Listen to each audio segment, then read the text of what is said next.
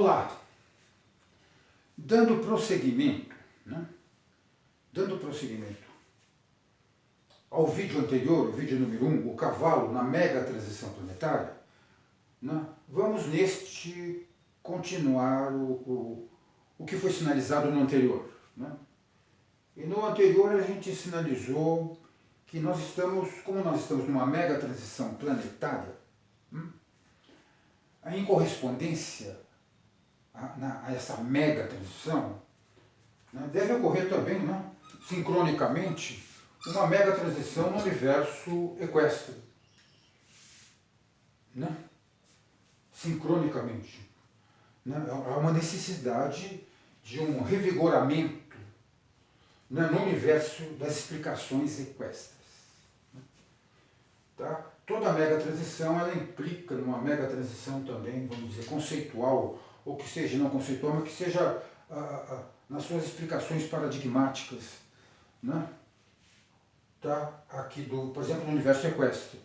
Nós abordamos o caso do instinto de fuga, que é uma característica fundamental, a primeira a aparecer no cavalo. Tá? Então nós temos aquela dúvida, né? Porque na literatura atual, né, na observação atual de quem lida com cavalos, né, o instinto de fuga é devido, né, prioritariamente, né, entende? A sugestão é essa, né, prioritariamente ao fato do cavalo ter sido predado. Né? Então este foi o fator, sugere, né, esse enfoque determinante do instinto de fuga. Certo? E para nós temos, como nós temos uma mega transição, a gente precisa duvidar e colocar em xeque essas explicações. Como ocorreu, por exemplo, todas as mudanças, né, todas as transições, né? Por exemplo, da física clássica, da física de Galileu para a newtoniana, da newtoniana para a relativista, né? Da relativista para a quântica, né? Cada houve um remanejo, né, no setor né, das explicações. Né? Foram lançadas dúvidas. Né? Com uma mega transição é um ponto de mutação onde você duvida das explicações para justamente você evoluir. Tá? E mais profundo, né? No instinto, no nosso caso. Tá? Instinto de fuga. É evidente que, né, a predação é importante, é um fator que colaborou, né, enormemente para o incremento do instinto de fuga equino ao longo da história. Certo? Nós podemos até dividir em dois fatores, né, no qual essa predação atuou. Um é um fator genético, né, nos apoiando na teoria evolucionista, né, tá, na seleção natural. Né? Então, na manada, à medida que a manada foi convivendo com predadores, né, alguns dos seus indivíduos, no genoma desses indivíduos, ocorreram mutações, né, ao longo da história. Tá? Ocorreram mutações que privilegiaram, por exemplo, uma melhora, né, para a corrida, um desempenho melhor na fuga nos órgãos locomotores. Né? Os órgãos locomotores passaram a responder mais rápido à ação de um predador. Tá? De onde houve um incremento na velocidade do cavalo, né? Individual e coletivamente. Então, ao longo do tempo, esses cavalos foram sobrevivendo mais que os outros. Né? Entendeu? Tá? E essa parte da manada, depois de um longo tempo, se tornou fugidia por completo, vamos dizer assim. Tá certo? Isso é um fator genético, né, positivo, real, concreto. Tá? Outro que tem é o epigenético, né, que está sendo estudado agora pelos neurocientistas, né, de uma maneira mais profunda, que atuam na área da etologia equina.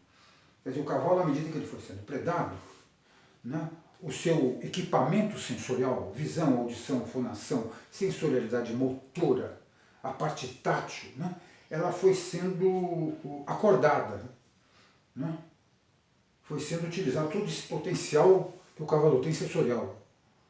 Entendeu? Ou foi se forçando o surgimento de uma potencialidade maior em resposta a essa predação. Né?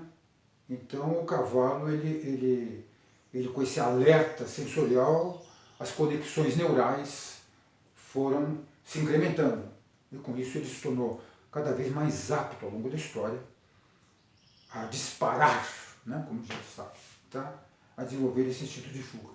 Independente, olha bem, independente se esse fator é epigenético mesmo, ou seja, se ele não levou, não provocou uma alteração no genoma, sabe? Caso sim, ou caso não, isso não. Tá, o fato é que faz sentido isso, né? Essa análise epigenética. Tá? E a genética, sem dúvida. Tá? Então quer dizer que o instinto de predação, a predação tornou sim, né? Colaborou, seria a frase mais certa. Não é tornou. Aí passa um sentido de determinante. Não, determinante principal, não. Tá? O que a gente está dizendo é que colaborou e muito para o incremento do instinto de fuga equino ao longo da história. Pum. Agora, como nós estamos numa mega transição, e nós pretendemos fazer uma mega transição no universo do cavalo, o que acontece? Nós temos que duvidar disso. Essa explicação não é determinante do instinto de fuga. Para isso, a gente tem que lançar algumas perguntas, mesmo que elas sejam aparentemente assim, sem sentido, sem nexo. Não é assim que se faz uma transição. Você lança dúvidas nos conceitos vigentes, tá? E nas explicações vigentes. Então, uma dúvida que é uma pergunta que a gente pode fazer é o seguinte: e antes que o cavalo foi predado? Será que houve um período onde o cavalo não foi predado? Lá, né, lá na antiguidade, na proto-antiguidade? Será que, né? Tá? E o que aconteceu quando esse cavalo, se esse cavalo não começou a ser predado? Certo? Antes da predação, como é que ele era? Ele desenvolvia essa necessidade de se afastar dos elementos do ambiente, que não sejam da sua própria espécie? Bom, essa pergunta, gente, né? O que acontece com o cavalo? O que aconteceu com o cavalo antes de ser predado? Né? Será que existiu esse período antes de ser predado ou ele foi, desde o início, predado? Tá, pensem comigo, né? Nós estamos fazendo aqui de improviso, hein, gente? Tá? Essa pergunta não tem sentido, não é mesmo? Primeiro que nós não podemos retroceder ao período que seja do Iracotério, um ancestral remoto. Não dá para retroceder para a gente saber o que aconteceu antes dele ser predado. Certo? Ou não precisamos ir até o Iracotério, podemos ir até nas estepes, né, da Mongólia, mas é uma pergunta que não tem muito sentido, concorda? Eu acho que não dá para responder. Então não tem sentido. Agora, tem um outro caminho para a gente duvidar dessa explicação vigente até hoje, do determinismo da predação sob o instinto de fuga? Tem um jeito comparando com o cavalo, né, com outras populações animais que fizeram ele fazer companhia no processo evolutivo. Afinal, o cavalo não veio sozinho, ele veio com outras populações animais. Tá? Por exemplo, uma do mesmo peso, né, também um herbívoro de 4 patas, né, um focinho, né, um que faz companhia ao homem também, tá? Os bovinos. Então vamos comparar os equídeos, né, com os bovídeos. Tá? Bovinos. Os bovinos, eles foram igualmente predados ao longo do tempo. Desde que eles passaram a existir, eles são predados e alguns até mais que o cavalo. Tá? Entendeu? Os bovinos, mas nem por isso eles desenvolveram esse instinto de fuga, até ao contrário. Né? Tá? Se vocês forem, né, brincando em Pamplona, na Espanha, assistir a corrida de touros, vocês vão ver que, ao contrário, né? Se você instiga, faz que vai predar um touro, daí que ele parte para cima de você. Não é assim mesmo, tá? Entendeu? Então, é uma reação contrária. Os bovinos, né, os bovídeos, pegar bisões, búfalos, né, eles têm uma reação contrária aos equídeos. Né, os cavalos, aparentados, mulas, jumentos, etc. Tá certo? Então, isso aí lança uma dúvida, quer dizer que existe alguma coisa dentro do cavalo, no interior, quer dizer, no genoma do cavalo, né, que faz com que ele seja diferente do boi nesse tipo de reação à predação. Tá? Esse fator, gente, não sei se vocês concordam, é o fator determinante primário. Existe um fator, por enquanto, desconhecido, que faz uma caixa preta genômica, que faz com que o cavalo reaja de um modo diferente diante da predação em que se comparado a um boi. Tá? Então esse fator é o determinante, é o fator primário. A predação, isso é um fator secundário. Não que o fator secundário seja menos importante, é importante também, igualmente até, não, vamos dizer até. Tá? Mas se a gente pretende conhecer o cavalo, entendeu? A gente precisa admitir que essa caixa preta que existe, certo? Ela contém a explicação primária. Né? Porque o boi era para ser também. Né? Então o animal que sofre predação não é garantia que ele vai desenvolver o instinto de fuga. Né?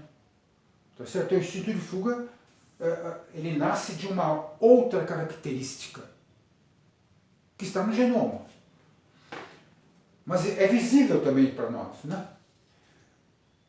O que está no genoma é visível também no fenótipo. Né? O que está no genótipo é visível, também se torna visível no fenótipo. Tá? É questão da gente observar o quê? Uma escolha de observação. Tá certo? Eu vou só pegar um livrinho ali que é espetacular. Tá? O do Bijak Hink. Tá? Então o Bijak, se não me engano, é falecido, né? Esse livro Enigma do Centauro é espetacular, eu acho que é um livro obrigatório para quem quer tomar conhecimento da história do cavalo. Tá? E como se desenvolveram algumas características do cavalo. Tá certo? Ele deixa bem claro, né? Em relação ao instinto de fuga, nós estamos pondo em xeque. Tá? Mas ele analisa muitos fatos coerentemente, evidente. Tá? Além do que, ele explica uma coisa sensacional, maravilhosa, que é uma conclusão que ele chega de quanto mais o ser humano conhecer o cavalo, quanto mais conhecer, quer seja através de uma mente, vamos dizer, racional nossa, ou de uma mente emocional, né? Ou do nosso emocional, né? Da nossa intuição, né? Entendeu? Quer que a gente conheça esse animal por esses dois caminhos, mais nós vamos nos unir a ele. Tá? E formar essa dupla que é una, né? É o homem-cavalo, o centauro. Entendeu? Então, quanto mais a gente conhece em profundidade o cavalo, mais, por exemplo, nós vamos ter um desempenho melhor nas corridas. Né? O cavalo vai ganhar assim, um segundinho numa corrida, desde que a gente conheça, né? O jockey profissional conheça o cavalo em que está montado. Tá? Existe uma união, né? de energias, formando uma energia una. Né? Tá? Que é o centauro, a mitologia do centauro. Tá? Então, não só na corrida, né? Como na prova de salto, você vai. Tá? Entendeu? Vai ganhar um centímetrozinho. Tá?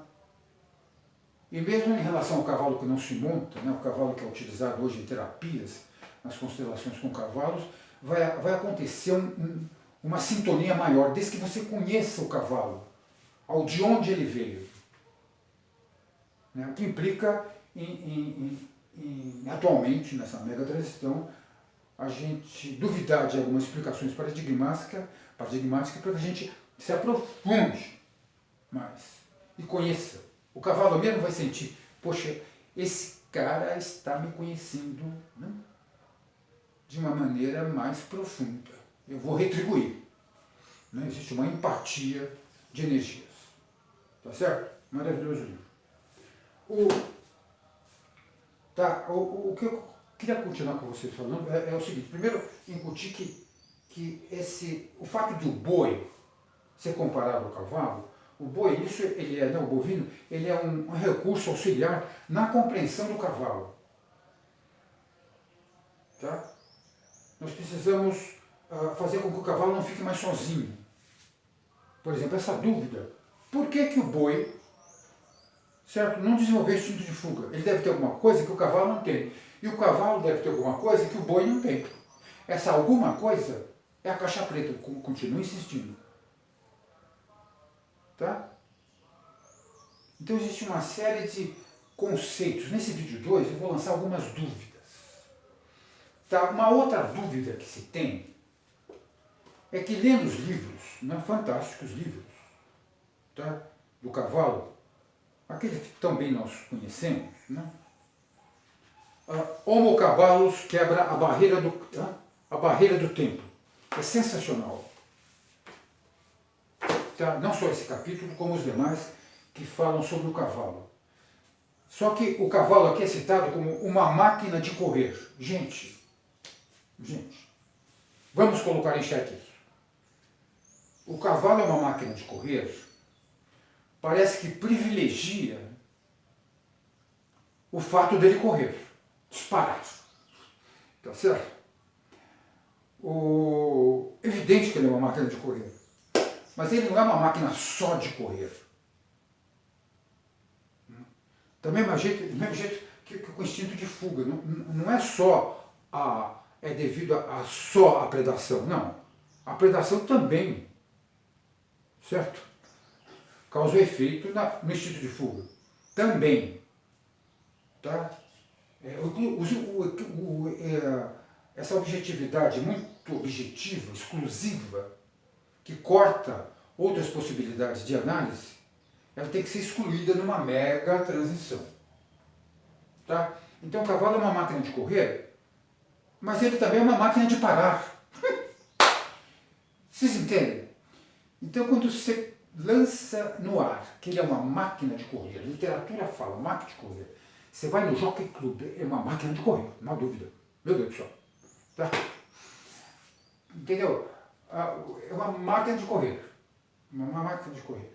Daí fica essa coisa na mente, nós perdemos uma circunstância que é ponto de partida para outras explicações vitais sobre o instinto do cavalo. Ele é uma máquina de parar. Do mesmo jeito que ele tem prazer instintivo, gente, instintivo, né?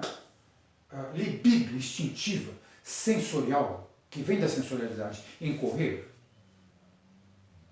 ele tem libido instintiva, sensorial também em parar. A gente pode até dizer que tanto mais ele corre, porque maior vai ser o prazer quando ele parar. Porque ele tem prazer em parar. Na nossa análise cavalístico, Holos é o todo, né? O cavalo junto com outras populações. Né? No caso, junto com o boi, o cavalo e o boi. Né? O boi, vocês sabem disso, o boi é um animal que não nasceu para frear. Né? Você vê um boi disparando numa descida íngreme, é uma tragédia. É um torpedo, não tem freio. Tá? Evidente que isso depende, né?